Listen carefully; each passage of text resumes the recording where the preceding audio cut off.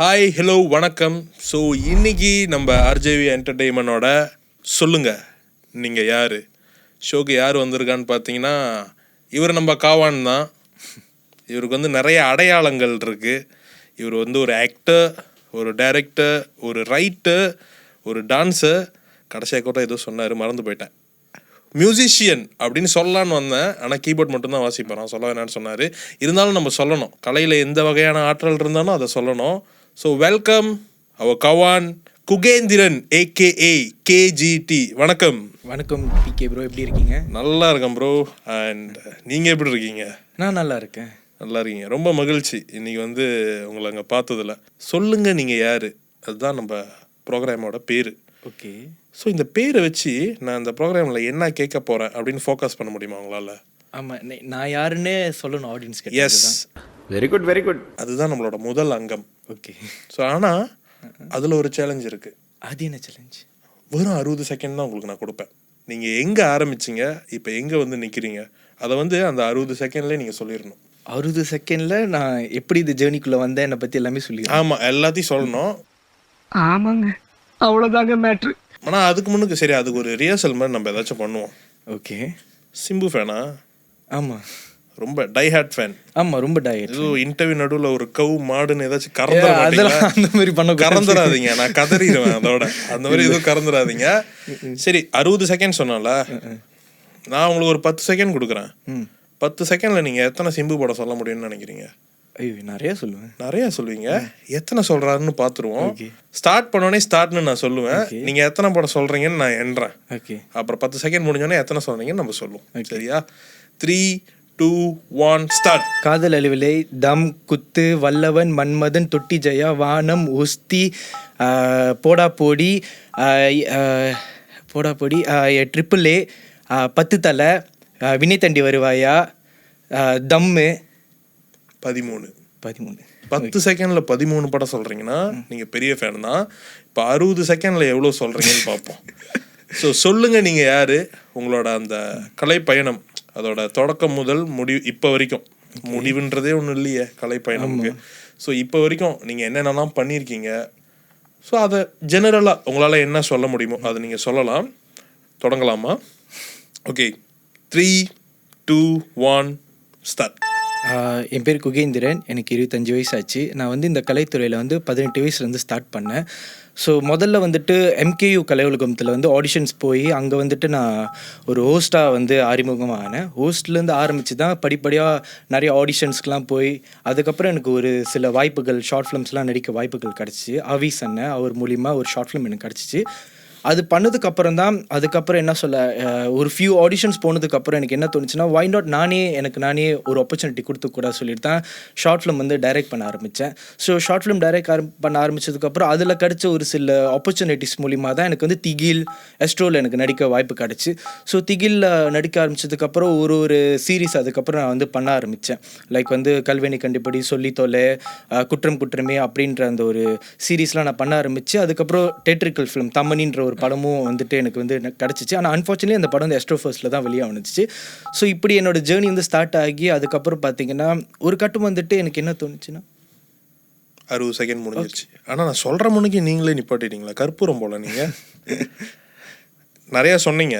ஆனால் இதுக்கப்புறமும் பேசுவோம். ஆனால் 60 செகண்டில் நீங்கள் அவ்வளோ சொல்லியிருக்கீங்க. நன்றி, தேங்க்யூ. ஓகே. மன்மதனா வல்லவனா? மன்மதன். ஓ, அப்போ 9 பிடிக்காதா? இல்லை அப்படின்னு எனக்கு மன்மதன் கான்செப்ட் ரொம்ப பிடிக்கும். ஓ, ஆனால் அது கேள்வி இல்லை, சும்மா ஃபன்னுக்கு கேட்டேன். ஓகே, சரி, இப்போ கேள்விக்கு வருவோம். உங்களை பற்றி ரீசர்ச் பண்ணதில், அதாவது ரீசர்ச் பண்ணதுன்னு சொல்ல முடியாது, ஏன்னா நீங்கள் நண்பர் தான், உங்களை பற்றி ஏற்கனவே எனக்கு நிறையா தெரியும்.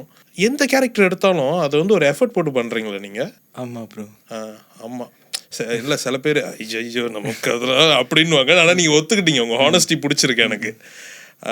நிறைய எஃபர்ட் போட்டு பண்ணுறீங்க. ஈவன் ஒரு டிரான்ஸ்ஜெண்டர் பேஸ் பண்ணி ஒரு கேரக்டர் பண்ணியிருந்தீங்க, ரஞ்சிதா அப்படின்ற அந்த ஷார்ட் ஃபிலிமில். ஆமாம், அதெல்லாம் வந்து ஒரு தைரியம் வேணும், ஏன்னா ஒரு பெண்ணாக, ஒரு திருநங்கையாக நடிக்கிறதுக்கு. அண்ட் நீங்கள் எந்த கேரக்டர் பண்ணாலும் உங்களோட அந்த டீசர்ஸ், ட்ரெய்லர்ஸ்லாம் கூட நான் பார்த்துருக்கேன். இப்போ கூட சமீபத்தில் ஒரு ட்ரெய்லர் பார்த்தேன், அதில் ஒரு வேறு விதமான ஒரு பாடி லாங்குவேஜ் வந்து கண்ணெலாம் வந்து ஒரு மாதிரி மாற்றிலாம் பண்ணியிருந்தீங்க நீங்கள். இவ்வளோ எஃபர்ட் போடுறீங்க ஒரு கேரக்டருக்கும். ஆனால் இப்போ உள்ள நம்ம சூழ்நிலை பார்ப்போமே, இப்போ வந்து மெயின் ஸ்ட்ரீமில் வந்து ஒரு ப்ராஜெக்ட் அல்லது ஒரு படமாக இருக்கட்டும், ஒரு சீரீஸாக இருக்கட்டும், எதுவாக இருக்கட்டும், இந்த சோஷியல் மீடியாவில் இன்ஃப்ளூயன்ஸ் உள்ள ஆளை தான் வந்து நம்ம பிடிச்சி போடுவோம். ஃபாலோவர்ஸ் எத்தனை இருக்கா, நீ வா. ஃபாலோவர்ஸ் குறவாக இருக்கா, நீ போ. அந்த ஒரு மூடில் தான் வந்து எல்லாம் போயிட்டுருக்கு. இவ்வளோ எஃபர்ட் போட்டு ஒரு தியோரிட்டிக்கலான ஒரு ஆக்டிங் போட்டு பண்ணுறீங்க. சில பேர் இப்படி கியா போலே ஐயா போலேன்னு கையாட்டுறானுங்க, 2 மில்லியன் அடிச்சுட்டு போயிடுறானுங்க. இதெல்லாம் பார்க்கும்போது அது எந்த அளவுக்கு வந்து ஒரு நடிகராக அது உங்களை இம்பேக்ட் பண்ணுது? இதெல்லாம் நீங்கள் சொல்லும் போதே எனக்கு செம்ம காண்டாகும். சொல்ல காண்டாகுது. ஏன்னா உண்மையிலே சொல்ல போனால் உண்மையிலே நான் நிறைய மன உளைச்சலுக்கெல்லாம் ஆளாயிருக்கேன் இந்த மாதிரி விஷயத்தில். ஏன்னா ஒரு சில பேர் வந்து சும்மா சிம்பிளாக ஆடி போடுவாங்க, அதெல்லாம் வந்து மில்லியன் வியூஸ் போகும். இவ்வளோ எஃபர்ட் போட்டு வேர்வை சிந்தி உழைப்பு போட்டு பண்ணுற எனக்கு வந்துட்டு அது அவ்வளோ பெரிய ரெக்கக்னைசேஷன் வந்து கிடைக்காது. ஸோ அதெல்லாம் பார்க்கும்போது ஒரு கோவம் இருக்கும். ஆனால் அதை தாண்டி வந்துட்டு மக்கள் அதை தான் ரசிக்கிறாங்கன்றது போது வந்துட்டு அதுக்கேற்ற மாதிரி நானும் பண்ண வேண்டிய சூழ்நிலை இருக்குது. ஆனால் எனக்கு என்னென்னா இந்த மாதிரி பண்ணி போடுறதுல எனக்கு ஒரு பிரச்சனை இல்லை. நான் பண்ணி போட்டு எனக்கு வியூஸோ லைக்ஸோ எனக்கு என்னால் இருக்கு பண்ண முடியும். ஆனால் எனக்கு அது வேண்டாம். எனக்கு நான் என்ன வந்துட்டு ஒரு ஆக்டராக தான் தெரியணும். அப்போ ஆக்டருக்கு நான் என்ன உண்டான என்ன வேலையோ அது மட்டும் தான் நான் செய்யணும். அப்போ பின்னாடி அது எப்படி வந்தால் எனக்கு அது கிடைக்கட்டும் அப்படின்ற அந்த ஒரு தான். இன்னைக்காவது ஒரு நாள் நான் ஜெயிப்பேன்ல, என்னைக்காவது ஒரு நாள் என்னை வந்து பேசுவாங்கள்ல. ஸோ அந்த கான்ஃபிடென்ட் தான். ஸோ ஆனால் என்னன்னா இப்போ உள்ள சோஷியல் மீடியாவில் பார்த்து ஒருத்தவங்களை சூஸ் பண்ணுறது வந்து ஆக்சுவலாக ரொம்ப பெரிய தப்பு தான் நான் சொல்லுவேன். ஏன்னா அவங்க இப்போ ஒரு ஃபாலோவர்ஸ் கூட இருக்கிறவங்களால வந்துட்டு நல்லா நடிக்க முடியுமான்னு தெரியாது. உண்மை. ஓகேவா? ஸோ அவங்கக்கிட்ட நடிக்க தெரியாது, நடிக்கிற அந்த கேப்பபிலிட்டி இருக்காது. ஆனால் ஃபாலோவர்ஸ் கூட இருக்கிறனால அவங்கள ஒரு படத்தில் வந்து வாய்ப்பு கொடுக்குறாங்கன்னா அது பெரிய ஒரு தவறு தான் என்ன நான் கேட்டால் சொல்லுவேன். இன்னொன்று என்னன்னா, ஃபாலோவர்ஸ் கூட இருக்காங்கன்னு இவங்க எடுக்கிறாங்க, அவங்க நடிக்கிறத யார் பார்க்குறா அப்படின்னு ஒரு கேள்வி இருக்கு. இருக்கு, அது டெஃபினட்டாக இருக்கு. ஏன்னா நீங்கள் பார்த்தீங்கன்னா ஃபாலோஸ் கூட இருக்குன்னு எடுக்கிறாங்க, நிறைய இருக்குது. நான் ஓப்பனாக பேசினா நான் எல்லாமே சொல்லிடுவேன். ஸோ பேசுங்க, யார் என்ன கேட்க போகிறாங்க. இப்போ நான் ஜென்ரலாக பார்த்தீங்கன்னா எஸ்ட்ரோவே பார்த்தீங்கன்னா அதுதான் பண்ணுறாங்க. ஃபாலோஸ் கூட இருக்கிறவங்கள கூப்பிட்டு வந்து வச்சு பண்ணுறாங்க. ஆனால் எண்ட் ஆஃப் த டே எத்தனை பேர் வீட்டில் எஸ்ட்ரோ இருக்குது, எத்தனை பேர் முதல்ல பார்க்குறாங்க அந்த சீரிஸ் தான். எல்லாரும் அந்த ஊர் சேனல் போடுப்பா அப்படின்னு ஏதோ ஒரு பெட்டியை நோக்கி ஓடுறாங்களா. ஸோ ஈவன் என் வீட்டில் எஸ்ட்ரோ இருக்கிறது காரணமே ஒரே காரணம் என்னன்னா ஃபுட்பால்னால தான். இல்லாட்டினா என் வீட்டில் எப்போயும் எஸ்ட்ரோ வெட்டி விட்டுருப்பாங்க. ஸோ என்னோட கசின்ஸ் வீட்லேயே நிறைய பேர் வீட்டில் எஸ்ட்ரோவில் இல்லை. ஸோ அதனால ஏன் ஸ்டில் அவங்களே இப்போ இன்ஃப்ளூயன்சஸை கூப்பிட்டு எடுத்து அவங்கள பண்ணுறாங்க. இன்ஃப்ளூயன்சஸ் வேறு, நடிக்கிறவங்க வேறு. அட்லீஸ்ட் அந்த வாய்ப்பை நடிக்கிறவங்க கொடுத்தாலும் அவங்க அதை சரியாக பயன்படுத்தினாங்கன்னா கண்டிப்பாக மக்கள் பார்ப்பாங்கல்ல. இதனால பாதிக்கப்பட்டிருக்கீங்க நீ நேரடியா? நான் நிறைய பாதிக்கப்பட்டிருக்கேன், பாதிக்கப்பட்டு தான் இருக்கேன். நிறைய ஃபுல் டைமரா நீங்க? நான் ஃபுல் டைமாக தான் அதை செஞ்சுட்டு ஃபுல் டைமாக செஞ்சிட்டு இருக்கீங்க. ஆனால் இவ்வளோ, அதாவது சேலஞ்சஸ் வந்து இவ்வளோ இருக்கு. எப்படி இருக்கு? இப்போ 25 வயசுன்னு சொன்னீங்க, 25 வயசு தான் உங்களுக்கு. இந்த டைமில் அந்த ஃபுல் டைமாக கலைத்துறையில் இருக்கீங்க, இவ்வளோ சேலஞ்சஸோடு இருக்கீங்க. இப்போ உங்கள் மனநிலை எப்படி இருக்கு? ஐயோ பேசாமல் இதெல்லாம் விட்டுட்டு போயிடலாமான்னு தோணும். அது நிறைய தடவை தோணிருக்குல்ல? நிறைய தடவை தோணும். ஏன்னா ஓப்பனாக சொல்ல போனால் காசு கிடைக்காது. எண்ட் ஆஃப் த டே காசு இருக்காது. இப்போ பார்த்தீங்கன்னா என்னோட ஷார்ட் ஃபிலிம்ஸ் அதெல்லாமே நான் சொந்தமாக என்னோட ஓன் மணி போட்டு நான் வந்து செஞ்சிட்ருக்கேன். எனக்குன்னு ஏர்னிங்ஸ் கிடையாது. இருக்கிறத புரட்டி அதை வந்து செஞ்சிட்ருக்கேன். ஏன் செய்கிறேன்னா என்னைக்காவது ஒரு நாள் நான் சாதிச்சிட மாட்டேன். என்னைக்காவது ஒரு நாள் என்னை வந்து உலகம் பார்த்துறாதா, அதுக்கான போராட்டம் தான் இது. ஒரு சில டைமில் வந்துட்டு நிறைய பிரச்சனை நான் ஃபேஸ் பண்ணுவேன். ஃபேமிலி வாய்ஸும் சரி, ஃபினான்ஷியலாகவும் சரி. இந்த ஸ்ட்ரகிளையும் தாண்டி நான் ஒரு விஷயம் பண்ணிகிட்ருக்கேன். ஆனால் அங்கே வந்துட்டு இன்ஃப்ளூயன்சஸ்க்கோ இல்லை வியூவர்ஸ்க்கோ இவங்களுக்கு வந்துட்டு ஃபாலோவர்ஸ் கூட இருக்கிறவங்களுக்கு போய் அந்த ஆப்பர்ச்சுனிட்டி கொடுக்கும்போது தான் உண்மையிலே மனசு கஷ்டமாக இருக்குது. அடப்பாடா என்னடா வாழ்க்கை. ஆனால் ஒரு கிராஃப்ட் தெரிஞ்ச ஒருவர், ஒரு ஃபில்ம் மேக்கராக இருக்கட்டும், ஒரு டைரக்டராக இருக்கட்டும், திறமையான ஒருவர், டெக்ஸ்ட் புக் டைரக்டர்னு சொல்லலாம். டெக்ஸ்ட் புக்னா சினிமா வந்து இதற்காக தான் தொடங்கப்பட்டுச்சு. நம்ம வந்து எப்பயுமே வந்து உண்மையான டேலண்ட்டை தான் வந்து ப்ரையாரிட்டைஸ் பண்ணணும் அப்படின்னு நிறைய பேர் இருப்பாங்க. அந்த பெருங்கூட்டத்தில் ஒரு சிறு கூட்டமாச்சும் அப்படி இருக்கும். அந்த மாதிரி கூட்டங்கள் வந்து உங்களுக்கு வாய்ப்பு கொடுத்துட்டு தானே இருக்காங்க? கொடுக்குறாங்க, ஒரு சில பேர் கொடுக்குறாங்க. ஆனால் எப்படி சொல்கிறதுனா கிடைக்கிற வாய்ப்பு வந்து முதல்ல சரியான வாய்ப்பாக இருக்கணும் ஒன்று. ரெண்டாவது வந்துட்டு அந்த கொடுக்குற எனக்கு இப்போ ஒரு வாய்ப்பு கிடைக்குதுன்னா முதல்ல பேமெண்ட் பற்றி பேசுவாங்க. பேமெண்ட் பற்றி பேசும்போது நான் வந்து சரி பேமெண்ட் எவ்வளோன்னு கேட்டாலும் இல்லை நான் ஷூட்டில் சொல்கிறேன் அப்படின்னுவாங்க. சரி ஷூட்டெல்லாம் முடிச்சுட்டு நான் போய் அதுக்கப்புறம் என் பேமெண்ட் கேட்டால் எக்ஸ்ட்ராஸோட கம்மியாக ஒரு பேமெண்ட் கொடுப்பாங்க. எக்ஸ்ட்ராஸோட கம்மியாக 4 நாளுக்கு எக்ஸ்ட்ராஸோட கம்மியான பேமெண்ட் இருந்துன்னு கொடுப்பாங்க. அந்த பேமெண்ட்க்கு வந்துட்டு அதுலேயுமே ஒரு ஹாஃப் டே பேமெண்ட் அப்படின்னு சொல்லுவாங்க. எனக்கு அதெல்லாம் பார்க்கும்போது அதுக்கு நான் என்னோட வேலையை நான் பண்ணிட்டு போயிடலாமே, எதுக்கு நான் இன்னொரு ஆளோட இதுல போய் பேரு பண்ணணும்னு மட்டும்தான் எக்ஸ்ட்ராஸ், காசு இல்ல. அப்ப அந்த அளவுக்கு கொடுக்குறாங்க. ஆனா நான் பண்ணது மெயின் ரோல் தான், மெயின் ரோல் பண்ணது. ஆனா கொடுக்குற அந்த காசு பாத்தீங்கன்னா எக்ஸ்ட்ராஸோட கம்மி. ஏன்னா இந்த மாதிரி பிரச்சனைகள் வந்து நீங்க ஃபேஸ் பண்றீங்க. இந்த பிளாக் அண்ட் ஒயிட் கல்ச்சர் வந்து, இங்க பிளாக் அண்ட் ஒயிட்னா எது சொல்றேன்னா, ஒரு டாக்குமெண்ட் போட்டு ஒரு அக்ரிமெண்ட் போட்டு இதில் சைன் வச்சு நீ இன்னைக்கு வர நடிக்கிற, உனக்கு இவ்வளோ கொடுக்குறோம், அந்த கல்ச்சர் வந்து இங்கே இல்லாதது ஒரு காரணமாக இருக்குமா? அதை கேட்டாலும் வந்து வேர்பலாக என்ன சொல்கிறாங்கன்னா, அது என்னப்பா நம்ம சும்மா பேசி வச்சுக்கிறது தானப்பா அப்படின்னு சொல்கிறாங்க. அப்புறம் வாட்ஸ்அப்பில் சார் பேமெண்ட்னா சிங்கிள் டிக்கிலே போகும். ஆமாம், அந்த மாதிரி நீங்கள் கோத்ரூ பண்ணியிருப்பீங்க. கோத்ரூ பண்ணியிருக்கேன் நிறைய. ஒரு படத்துக்கே கோத்ரூ பண்ணியிருக்கேன். படத்துக்கு ஒரு முழு நீள படம் சொல்கிறீங்க. முழு நீள படத்துக்கு அது வந்து ஒரு நான் 20 வயசுல இருக்கும்போது ஒரு 5 years ஆச்சு அப்போ பண்ணது. ஒரு வில்லனா பண்ணியிருந்தேன், பெரிய பெரிய காஸ்ட்லாம் பண்ணியிருந்தாங்க.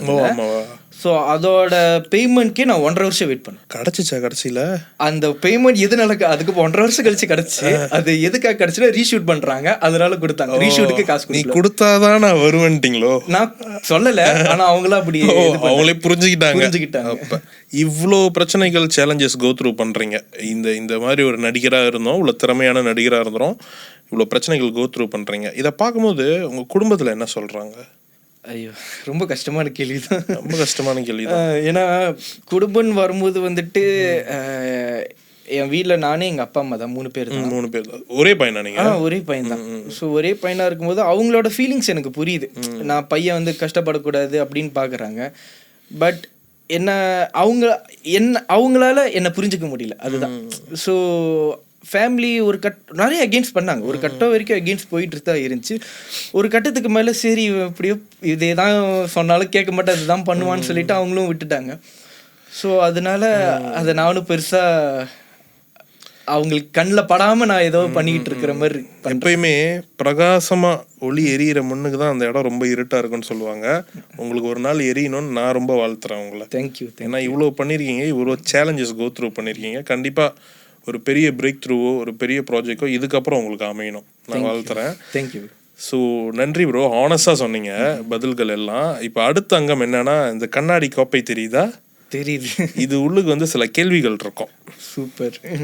ஸோ அந்த கேள்விகள் போகிற முன்னுக்கு டிஃபால்ட்டாக ஒரு சில கேள்வி கேட்பேன். சரி, ஓகே. ஒரு கேள்வி தான், சிம்பிளான கேள்வி. ஏன் cinema? Why cinema? Why you choose this? அதுதான் கேள்வி. எனக்கு அது பிடிக்கும், சினிமானா ரொம்ப பிடிக்கும். அவ்வளோதான். மணிரத்னம் ஃபேனா ப்ரோ? ரொம்ப சின்னதாக சொல்கிறீங்க. இல்லை, அதுதான் சினிமானா பிடிக்கும். அந்த சினிமா அதாவது எல்லாத்துக்கும் பிடிக்கும் தான். பட் என்னன்னா, அந்த ஃபர்ஸ்ட் இம்ப்ரெஷன் ஒன்று இருக்குல்ல, தடவை ஒன்று வந்து நம்ம பார்த்து வாவ், அந்த ஃபீலிங் வந்து எல்லாத்துக்கும் ஞாபகம் இருக்கும்.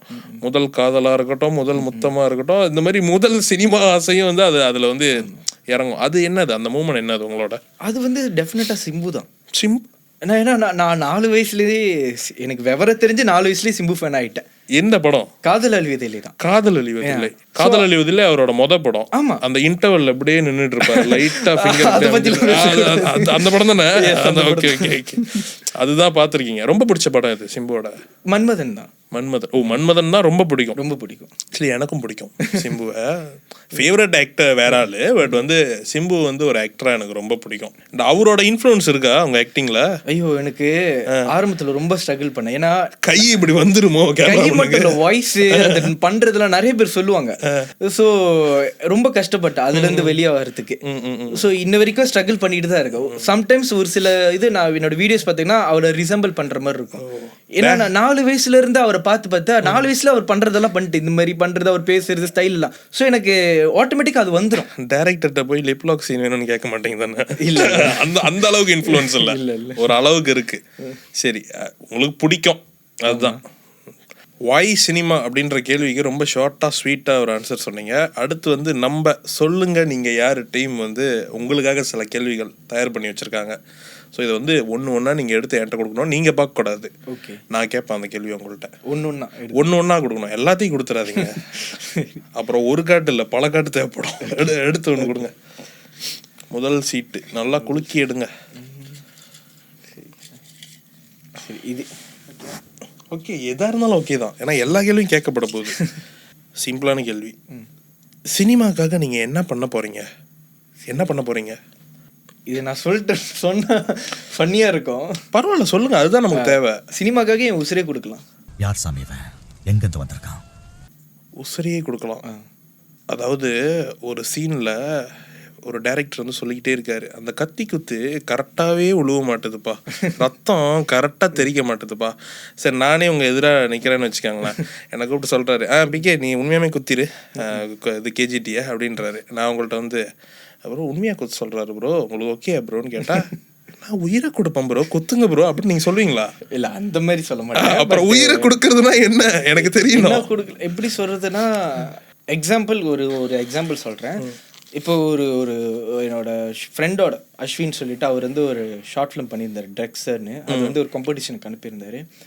அதில் வந்துட்டு காடியில் போயிட்டே இருக்கும்போது ஜம்ப் பண்ணி விழுவணும். ஓகேவா, எந்த இதுவுமே இல்லை. அவர் பிளான் பண்ணிட்டார். அப்போ அது எக்ஸிக்யூட் பண்ண தயங்கினார். அப்போ நான் சொன்னேன், நான் போய் பண்ணுறேன், எனக்கு அடிபட்டாலும் பரவாயில்ல, கை உடஞ்சாலும் பரவாயில்ல, நான் பண்ணுறேன் அப்படின்னு. அது என்ன அவ்வளோ வெறி? ஏன்னா எனக்கு அதுதான், என்னால் இதெல்லாம் பண்ண முடியும், இப்பயாச்சும் பாருங்களேன், நான் இவ்வளோ பண்ணுறதுக்கு ரெடியாக இருக்கேன், I am capable of do it everything. கொஞ்சம் பார்த்து எனக்கான அந்த ஒரு ஆப்பர்ச்சுனிட்டி கிடைச்சா, இல்லை எனக்காகன ஒரு அங்கீகாரம் கிடைச்சா அது பெருசு நான் நினைக்கிறேன். இதை சொல்கிறதுக்கே வந்து இப்படி ஒரு விஷயம் நினைக்கிறதுக்கே வந்து ஒரு பெரிய, ஏன்னா நான் பண்ண மாட்டேன். ஏன்னா அடுத்த படம் நடிக்க முடியாது, கால் உடஞ்சிருச்சுன்னா ஒரு பேமெண்டோட நின்றுமே. எப்படி அவ்வளோ தைரியமாக பண்ண முடியும்? பட் இதை பண்ணுறதுக்கு கேஜிடி அவர்கள் ரெடியாக இருக்காங்க. இயக்குனர்களே, தொழில்நுட்ப கலைஞர்களே, please consider him. You are a good actor. Thank you. Okay, so அடுத்ததுக்கு போகலாம். அடுத்தது சரி, ஓகே.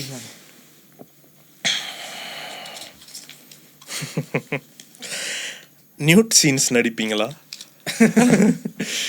ஐயோ, அது கதை பொறுத்து இருக்கு. ஓ, கதை பொறுத்து இருக்கு. கதை பொறுத்து இருக்கு. அது கதை உண்மையிலே டிமாண்ட் இருந்துச்சுன்னா பண்ணி அது மாதிரி. ஏன்னா அந்த மாதிரி ஒரு கதை ஒருத்தவங்க முன்ன லாக்டவுன் டைம்ல கொடுத்தாங்க. அது பாத்ரூம்ல இருந்து பண்ற மாதிரி. இது என்ன கதை? படம் கதையா இல்ல இது ஒரு ஷார்ட் ஃபிலிம்? Short film. ஓகேவா. ஸோ அவங்க சொன்னாங்க, அது எல்லாமே ஓகேவானுச்சு. அதுக்கப்புறம் அது வந்து எடுக்க முடியாம போச்சு. அதுல நீங்க நியூடா நடிக்கிறதா இருந்துச்சு. இப்ப கதைக்கு தேவைப்பட்டால் எதையும் செய்யும். அதாவது முத கேள்வியிலே ஒரு மாதிரி சொல்லிட்டீங்க, உயிரே கொடுப்பேன்னு சொல்லிட்டீங்க. அதுக்கப்புறம் நியூட்லாம் என்ன இருக்கு? அதனால பரவாயில்ல, நன்றி. அடுத்த கேள்வி.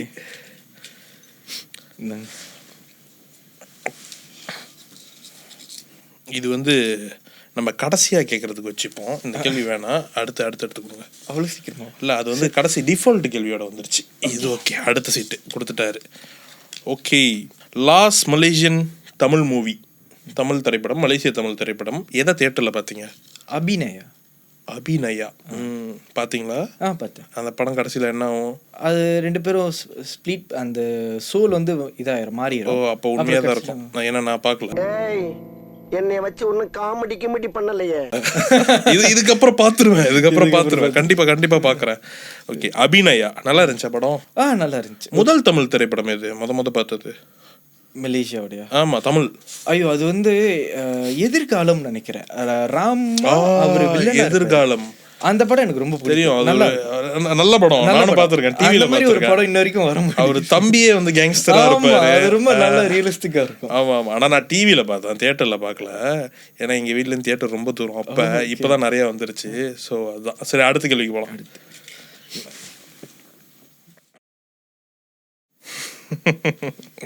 இது முதலே பேசிட்டோம், இருந்தாலும் திரும்ப கேட்குறேன்.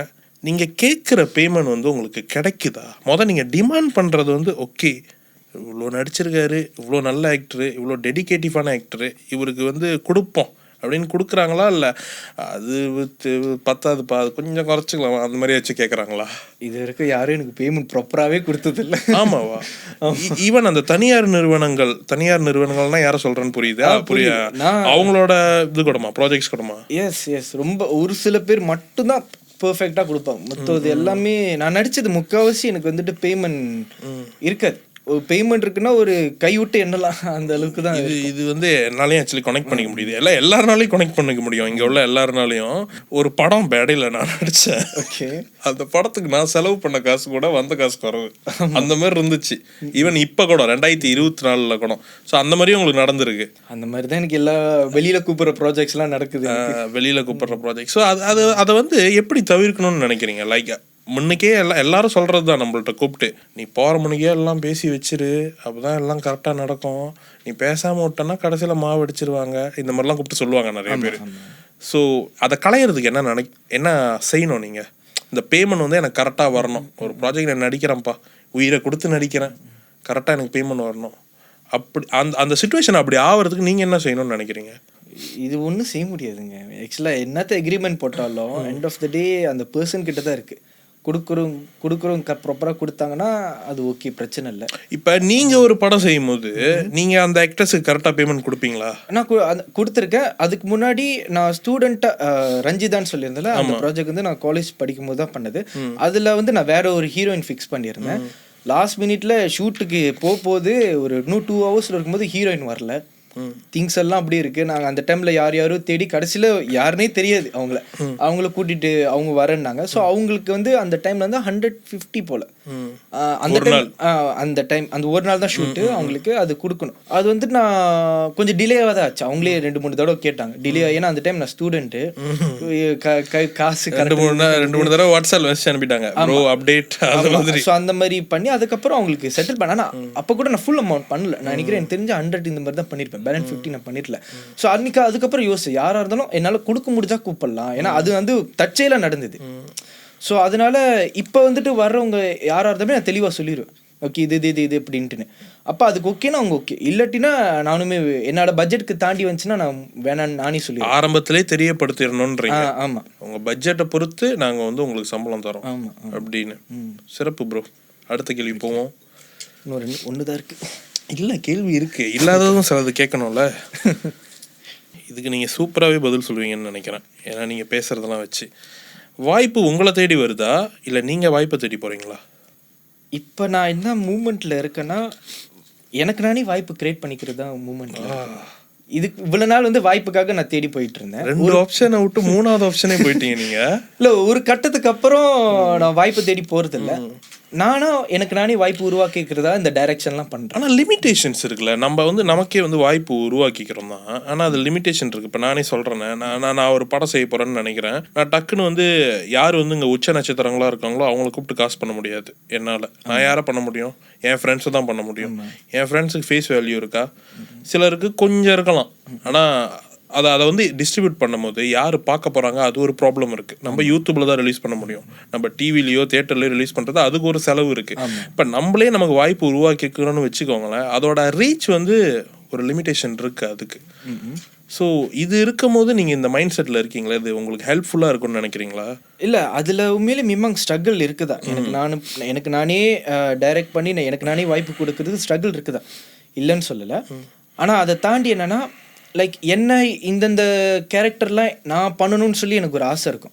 இங்கே யாரும் அதை பண்ணுறதில்ல. நான் பார்த்த வரைக்கும் மோஸ்ட் ஆஃப் பேர் வந்து அதை பண்ணுறதில்ல. ஸோ அதனால நான் அதை வந்து பண்ணனா மேபி என்னால் இதெல்லாம் பண்ண முடியுமே அப்படின்னு சொல்லிட்டு அதுக்காகவாச்சும் என்னை பார்ப்பாங்களேன்றதான் ஒரு இது. நான் கண்டிப்பாக, ஏன்னா நான் சில ப்ராஜெக்ட் பார்த்துருக்கேன் உங்களோட. நீங்கள் மெயின் ஸ்ட்ரீமில் பண்ணது, அதில் சின்ன சின்ன ரோல் பண்ணியிருப்பீங்க. ஆனால் நீங்கள் வந்து இவ்வளோ திறமையான நடிகராக இருக்கீங்க. அப்போ வந்து நீங்கள் நினைக்கிற மாதிரி கேரக்டர் வந்து நானே எழுதி நானே இயக்குனாதான் பண்ண முடியும் அப்படின்ற ஒரு நிலைமை உங்களுக்கு இருக்கு. ஆமாம் ஆமாம். அடுத்த கேள்வி சார். முடிச்சு. இது வந்து எனக்கு தெரிஞ்சு முதல் கேள்வியாக தான் இருக்கணும். ஆமாம், இதை நம்ம முதல்ல எடுக்க மறந்துட்டோம். இது ஒய் சினிமா தான் வந்திருக்கு, அதை பற்றி சொல்ல வேணாம். ஸோ கடைசியாக உங்கள்கிட்ட ஒரு கேள்வி இருக்குது. ஆனால் அதுக்கு முன்னுக்கு இப்போ நம்ம ஒரு சின்ன கிமிக் பண்ண போகிறோம். ஆமாம், உங்களுக்குன்னு பிரத்யேகமாக ரெடி பண்ணியிருக்கோம். ஏன்னா நம்ம தான் ஒரே வயசு பாருங்களேன். கொஞ்சம் வயசு கூட உங்களை இன்டர்வியூ பண்ணால் நடிச்சுக்காமீங்க அப்படின்னா அவங்க ஒரு மாதிரி பார்ப்பாங்க. இது உங்கள்கிட்டனா நம்ம காவானால கொஞ்சம் அப்படியே கேட்கலாம்ல. சிம்பு ஃபேன்னு சொல்லியிருக்கீங்க. சிம்பு டைலாக் எதுவும் நீங்கள் பேசி காமிக்க வேணாம். அதெல்லாம் வந்து கொஞ்சம் எப்படி சொல்கிறது, பிகினியர் ஆக்டர்ஸுக்கு சொல்லலாம். நீங்கள் வந்து ஒரு ப்ரொஃபஷனல் லெவலுக்கு வந்துட்டீங்களே, அதனால் இப்போ எப்படின்னா ரொம்ப பிடிச்ச படம் சிம்புவோட மன்மதன் சொன்னீங்க. இப்போ மன்மதனில் மொட்டை மதனா நீங்கள் நடிக்க போகிறீங்க. சரி, மொட்டை மதனா. ஓகே, நான் தான் ஐஷு. ஓகே வச்சிங்களா, அவர் தான் சீனு. நம்ம நினச்சி நம்ம நினச்சிப்போமே. ஓகே, இப்போ வந்து நான் உங்களுக்கு கியூ கொடுக்குறேன், ஐஷுவா நீங்கள் நடிங்க டைலாக் நான் மறந்துட்டேன். டைலாக் வேணாம், நீங்க நடிங்க. நீங்க என்ன அந்த மூடு உங்களுக்கு தெரியுதுல்ல. மொட்டை மதன் எப்படி இருப்பான், உண்மையா ஒரு பிள்ளைய லவ் பண்ணி ஏமாந்தவன் ஆல்மோஸ்ட் எல்லாரும் தான். ஆனா அவனோட அந்த கேரக்டர் ஓகேயா.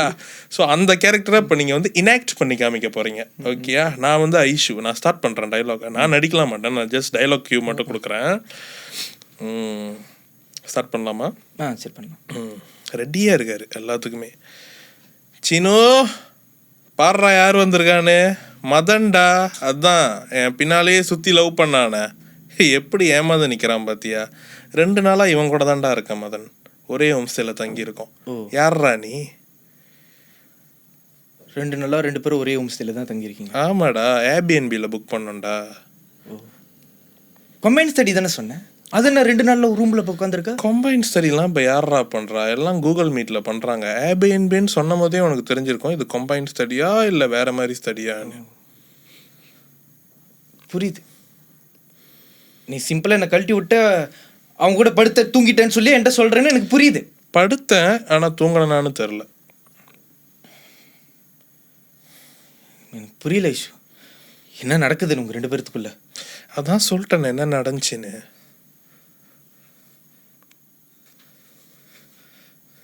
ஏய், உனக்காச்சும் அறிவு இல்லை? அவ கூப்பிட்றா, நீ போற முட்டாளா நீ? அவன் யாரு கூப்பிட்டாலும் போவான். அந்த அளவுக்காடா? டேய், நான் அவளை லவ் பண்ற பொண்ணுடா அவ. பொண்ணு பயந்துட்டேன், ஏதோ வேற ஏதோ சொல்ல போறியோ.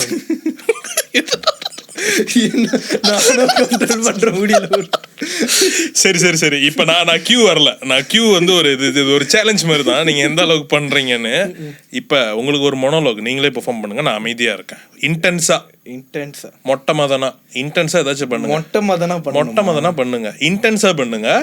நான் ஒண்ணுமே சொல்லல. இப்ப வந்து கேமராவை பாக்குறீங்களோ இல்லையோ, கேமராவை பாத்துக்கலாம், கேமரா பார்க்கலாம் தானே சொல்லி கேமராவை பார்த்தே பண்ணுங்க. மொட்டை மதனா பண்ணுங்க. இங்கதான் இது ஒரு இதாக நினச்சிக்கங்களேன், இது ஒரு ஷோரீலாம் நினச்சிக்கங்களேன். இப்போ நீங்கள் சொல்கிறீங்களா இன்ஃப்ளூயன்சஸை ரிக்ரூட் பண்ணுறாங்க என்ன மாதிரி ஒரு ஆக்டர், இதை ஒரு ஷோரீலாம் நினச்சிக்கங்க. அவர் மாதிரி பண்ணாம நான் என்ன மாதிரி? ஆமாம் ஆமாம், அப்படி நினச்சிக்கங்க. இதை பார்த்து நமக்கு வாய்ப்பு வரணும் அப்படின்னு நினச்சி பண்ணுங்க. தொடங்கலாமா? ரெடி, 3, 2, 1 கோ. சைலன்ஸ்.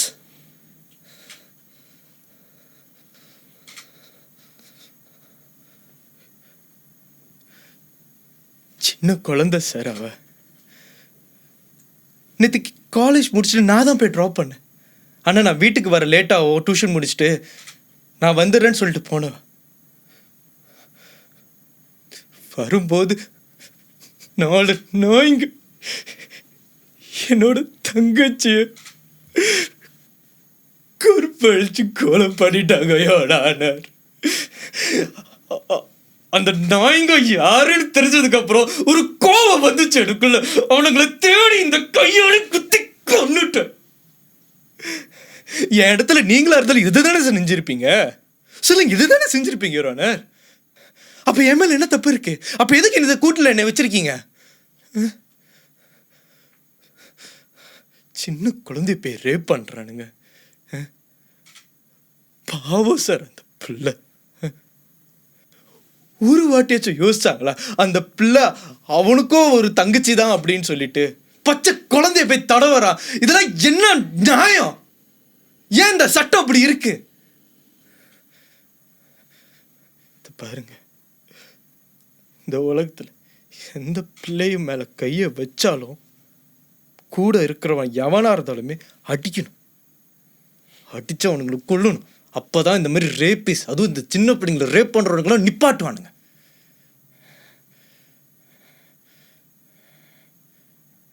கட். சிறப்பாக பண்ணீங்க ப்ரோ.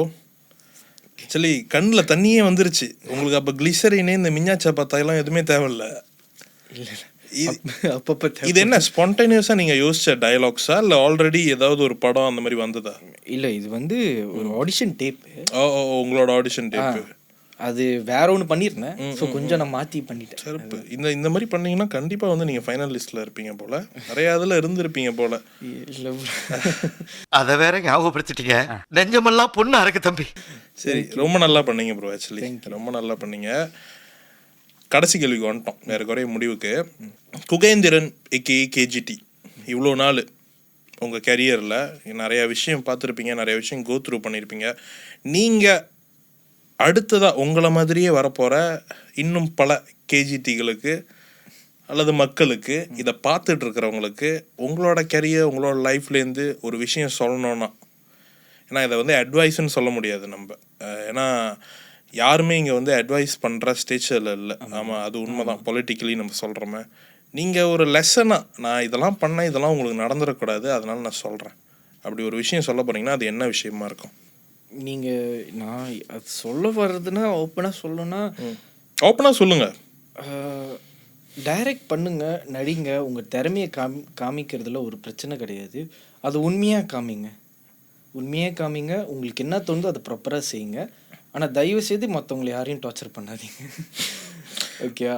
ஏன்னா நம்ம ஒன்றே ஒன்று தான், வாய்ப்புக்காக எல்லாருமே எனக்கு ஒரு வாய்ப்பு கொடுங்க, வாய்ப்பு கொடுங்கன்னு சொல்லி எல்லாருமே கேட்போம். வாய்ப்புக்காக யாரும் நிற்க தேவையில்லை. நம்மளே வாய்ப்பை உருவாக்குற இடத்துல இருந்தோமா அந்த வாய்ப்பு வந்து தன்னால் நமக்கு கிடச்சிடும். ஸோ அதனால் வந்துட்டு யாருக்கிட்டையும் போய் கெஞ்சாதீங்க, கேட்க வேண்டாம்.